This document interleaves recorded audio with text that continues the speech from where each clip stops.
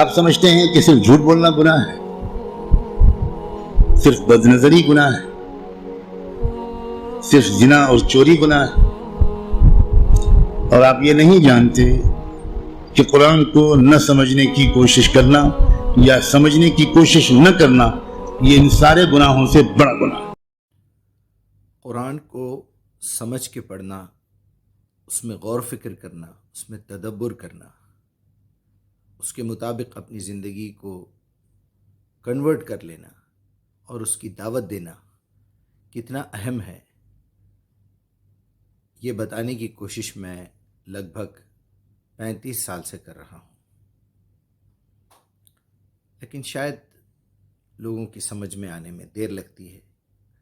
جب کوئی مولانا کہیں گے تو بات جلدی سمجھ میں آئے گی۔ آپ انجینئر ہیں، بڑے خوش ہیں کہ میں انجینئر ہوں۔ آپ ڈاکٹر بن گئے، بڑے خوش ہیں کہ میں ڈاکٹر ہوں۔ آپ تاجر بن گئے اور آپ خوش ہیں کہ میں تاجر ہوں۔ اور آپ کو اس کمی کا احساس تک نہیں ہے کہ میں کتنا بڑا محروم انسان ہوں کہ میں اللہ کے کلام کو جو صرف میرے لیے آیا تھا وہ میں اللہ کا کلام قرآن مجید سارے انسانوں کے لیے ہے۔ ہدی للناس کہا اللہ سبحانہ و تعالیٰ نے، ہدی للمسلمین نہیں کہا۔ میں بارہا یہ سمجھانے کی کوشش کر رہا ہوں، یہ ساری انسانیت کے لیے ہے اور یہ چیز محفوظ ہے، اور محمد الرسول اللہ آخری نبی تھے، اور اب یہ غیروں تک پہنچانے کی ذمہ داری مسلمانوں کی ہے۔ حضراء کرم اس بات پہ غور کیجئے، آپ انجینئر ہوں گے، آپ ڈاکٹر ہوں گے، آپ کوئی بھی ہوں گے، لیکن اگر آپ انسان ہیں، اگر آپ مسلمان ہیں، تو اس کتاب کو سمجھنا، اس پہ عمل کرنا، اس کی دعوت دینا، یہ آپ کے اوپر سب سے پہلا فریضہ ہے۔ اس بات کو ایزی مت لیجیے پلیز۔ مسلمانوں کی اکثریت، غالب اکثریت، وہ جو 5 وقت کی نماز پڑھتے ہیں وہ بھی، جو روزہ رکھتے ہیں وہ بھی، جو اپنے کو دیندار سمجھتے ہیں وہ بھی، جو کچھ دینی کام بھی کرتے ہیں وہ بھی، اس بڑے گناہ میں تقریباً سب شریک ہیں کہ وہ قرآن مجید کو سمجھنے کی کوئی کوشش نہیں کرتے۔ اللہ سبحانہ و تعالیٰ نے اپنی کتاب میں اس شخص کی تعریف کی ہے کہ اس شخص سے بہترین بات اور کس کی ہو سکتی ہے۔ من احسن قولا ممن دعا الی اللہ وعمل صالحا، اس شخص سے بہترین بات اور کس کی ہو سکتی ہے جو لوگوں کو اللہ کی طرف بلائے، یعنی قرآن سے ہی بلا سکتے ہیں آپ، اللہ کی طرف کیسے بلائیں گے؟ دا بیسٹ وے کیا ہو سکتا ہے؟ کیونکہ قرآن آسان ہے، اس میں ڈاؤٹ نہیں ہے، لا ریب فیہ، اس میں کسی قسم کی ہیر پیچ نہیں ہے، سیدھی سیدھی بات کہتا ہے۔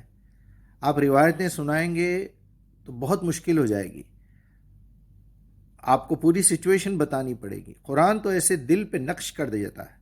آج دنیا میں جتنے لوگ اسلام قبول کر رہے ہیں وہ قرآن سمجھ کے قبول کر رہے ہیں، قرآن پڑھ کے قبول کر رہے ہیں، وہ روایتوں کی کتابیں، قصے، کہانیاں پڑھ کے قبول نہیں کر رہے ہیں، سوچ سمجھ کے قبول کر رہے ہیں کہ یہ اللہ کا کلام ہے، اور اس کلام کے ذریعے سے ہی آپ اللہ تک پہنچ سکتے ہیں، اسی کے ذریعے سے آپ اپنے نفس کا تزکیہ کرتے ہیں۔ اللہ تعالیٰ نے بتا دیا، اور اللہ تعالیٰ نے ہر چیز دے دی۔ پیدا کرنے سے پہلے آپ کو الہمہا فجورہا و تقواہا، اچھائی برائی کی تمیز ڈال دی۔ تمام روحوں کو اس دنیا کو بنانے سے پہلے بلا کے اپنے پاس جمع کر کے عالم ارواح میں یہ عہد لیا اور بتا دیا سب کی زندگی سب کو۔ اشہدہم علی انفسہم، قالو، انہوں نے کہا یس آپ ہمارے رب ہیں، قالو بلا، الست بربکم، قالو بلا۔ اس سب کچھ کیا اللہ نے، انبیاء بھیجے، رسول بھیجے، کتابیں بھیجی، اور کیا چاہیے؟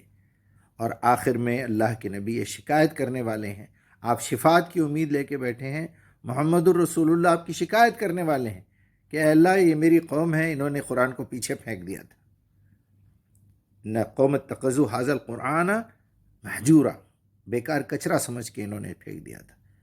حضراء کرم پلیز آپ اس کی دعوت کا کام شروع کر دیجئے، باقی قرآن آپ کے لیے انتہائی آسان ہو جائے گا۔ اللہ نے قسم کھا کے کہا ہے وَلَقَدْ يَسَّرْنَا الْقُرْآنَ لِلذِّكْرِ، یہ قرآن آسان ترین کر دیا ہے میں نے میرا ذکر لوگوں میں کرنے کے لیے. ذکر دعوت کو کہتے ہیں، ذکر قرآن کو کہتے ہیں، ذکر اللہ کی یاد کو کہتے ہیں، ذکر نصیحت کو کہتے ہیں. آپ اللہ کی یاد کس طرح کریں گے؟ رٹا ماریں گے اللہ کا نام لے کے، یا لوگوں میں اللہ کا ذکر کریں گے؟ اللہ ایسا ہے، اللہ ایسا ہے، اللہ نے ہمارے ساتھ ایسا کیا، اللہ کی تعریف بیان کیجئے. قیامت کے دن اللہ آپ کے ساتھ کیا کرنے والا ہے وہ بیان کیجئے، کیا پوچھنے والا ہے قرآن میں سے وہ بیان کیجئے.